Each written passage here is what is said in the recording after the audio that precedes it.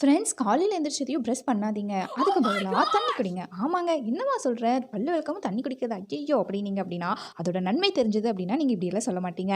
காலையில் வெறும் வயிற்றுல எந்திரிச்சதையும் ப்ரெஷ் பண்ணாமல் தண்ணி குடிக்கிறதுனால எவ்வளோ நல்லது தெரியுமா?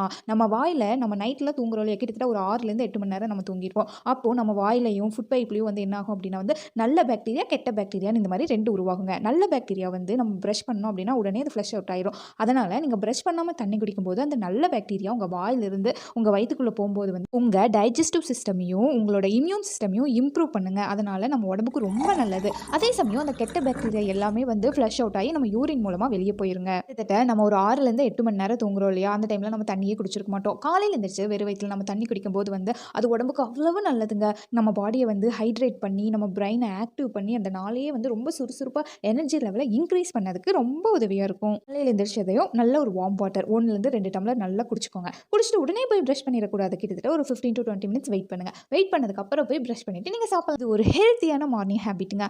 இந்த வீடியோ பிடிச்சிருந்தா மறக்காமல் நம்ம சேனலை சப்ஸ்கிரைப் பண்ணிவிட்டு வீடியோக்கு லைக் பண்ணி நீங்கள் என்ன நினைக்கிறீங்க அப்படிங்கிறத கமெண்ட் பண்ணுங்கள். தேங்க்யூ.